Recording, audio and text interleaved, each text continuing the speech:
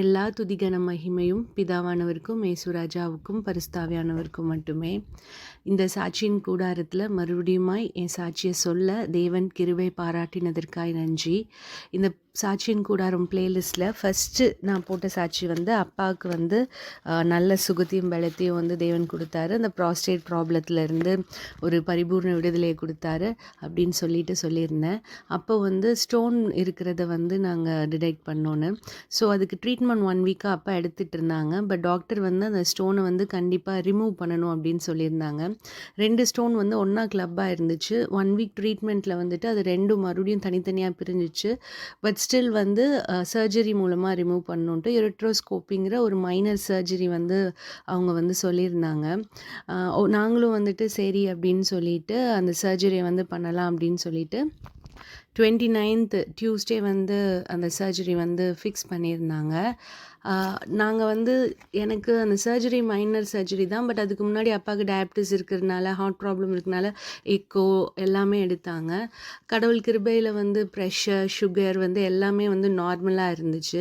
ஆனால் வந்து எக்கோவில் மட்டும் இஎஃப் அப்படிங்கிற வந்து 45% இருந்துச்சு. நார்மலாக வந்துட்டு 50 to 75% எல்லாருக்கும் இருக்கணும்.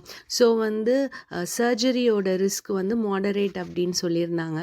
ஸோ இது எல்லாமே டாக்டர் சொல்கிறது தான். பட் அது என் மனசில் வந்து ரொம்பவே ஒரு பாதிப்பை ஏற்படுத்தி இருந்துச்சு. ஒரு பயம் எனக்குள்ளே இருந்துகிட்டே இருந்துச்சு.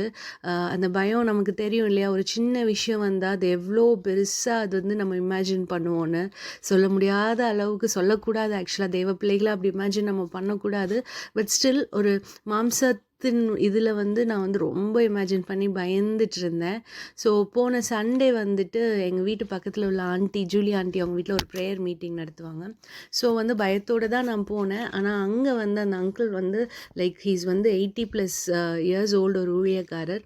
ஸோ அவரோட மெசேஜில் வந்து நீங்கள் எதுக்கும் பயப்படாதீங்க, தேவனுடைய வார்த்தை இருக்குது, நீங்கள் வந்து விசுவாசத்தோடு இருங்க, அவரை மீறி எதுவுமே நடக்காது அப்படின்னு வந்து சொல்லியிருந்தாங்க. ஸோ வந்து எனக்கு அது ஒரு ஆறுதலாக இருந்துச்சு. அதுலேருந்து ஓகே, நம்மளுக்கு தேவ வசனம் தெரியும், பட் இன்னும் நிறைய வசனங்கள் நம்ம வந்து மனப்பாடம் பண்ணி வச்சுக்கணும். ஏன்னா அது மூலமாக தான் தேவன் நம்ம கூட பேசுவாருங்கிற ஒரு ஏவுதலை தேவன் கொடுத்தாரு. ஸோ நான் அதுக்கும் ப்ரிப்பேர்டாகி வசனங்கள்லாம் எழுதிட்டு இருந்தேன். ஸோ இதை இன்னும் கண்டினியூ பண்ணி நிறைய வசனங்கள் படிக்க தேவன் எனக்கு கிருபை செஞ்சதுக்காக நன்றி. ஸோ நாங்கள் மண்டே ஈவினிங் போய் அட்மிட் பண்ணிவிட்டு மறுபடியும் ஒரு சின்ன டெஸ்ட் எல்லாம் எடுத்தாங்க. டியூஸ்டே ஆப்ரேஷன் அப்போ வந்துட்டு 10 minutes ப்ரொசீஜர் தான், 10 to 15 minutes தான். ஆனால் அப்பா வந்துட்டு ஆப்ரேஷன் தியேட்டருக்கு கூட்டிகிட்டு போயிட்டு ரொம்ப நேரம் ஆகிடுச்சு. நாங்களும் யோசிச்சுட்டே இருந்தோம். பயங்கர கூட்டம். அந்த hospital Mitra hospital, Peter Joseph doctor தான் வந்து ஆப்ரேட் பண்ணார். பார்த்திங்கன்னா எங்களுக்கு முன்னாடி நிறைய பேர் வந்துட்டு நிறைய ஆப்ரேஷன்ஸில் வந்து முடிச்சு போயிட்டு இருந்தாங்க. அந்த டைம் வந்து அந்த ஆப்ரேஷன் தியேட்டருக்கு வெளியில் நான் இருந்த டைமை வந்து சொல்லவே முடியாது. ஒரு பதட்டத்தோட உள்ளே வந்து ப்ரொசீஜர் சிம்பிள்னாலும் நம்ம மனசில் வந்து 1000 எண்ணங்கள், பயங்கள் எல்லாமே. நான் ரொம்ப தேவனை வந்து நம்பி வேண்டிகிட்டு இருந்தேன்.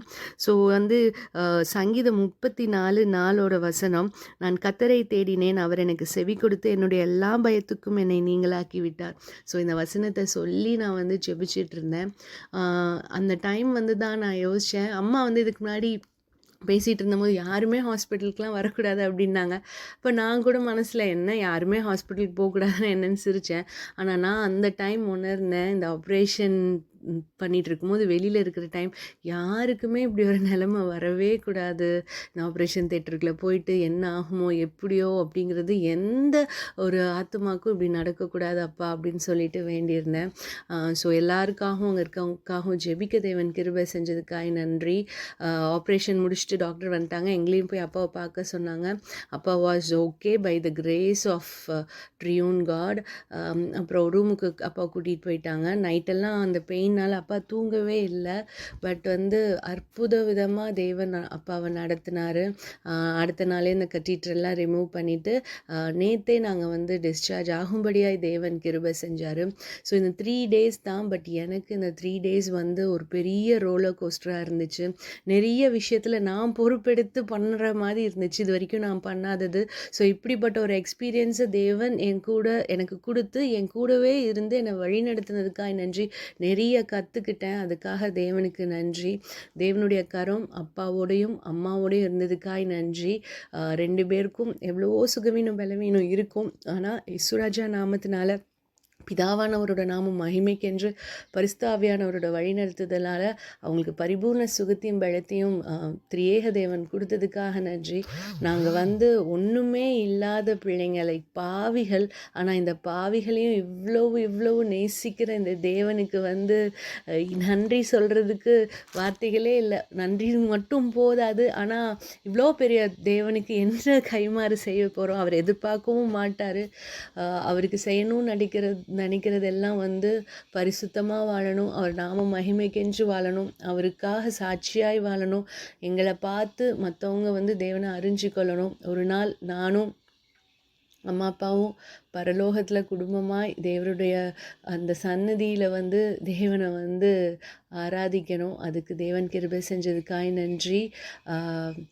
அவரை நம்புகிறவங்கள என்றைக்குமே அவர் கைவிட மாட்டார். ஏன்னா நம்ம கை விலகி போகலாம், ஆனால் அவர் கை விலகவே மாட்டார். இன்னும் அநேக காரியங்கள் என் வாழ்க்கையில் இருக்குது.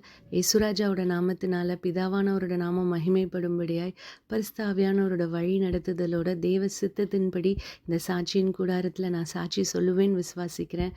அதோடு சேர்ந்து என் கூட இன்னொரு குரலும் சேர்ந்து சாட்சி சொல்ல தேவன் கிருபை செஞ்சிருக்காருன்னு விசுவாசிக்கிறேன்.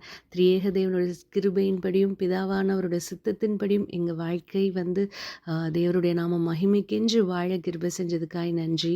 எல்லா துதிகன மகிமையும் பிதாவானவருக்கும் இயேசுராஜாவுக்கும் பரிசுத்த ஆவியானவருக்கும் மட்டுமே. ஆமீன்.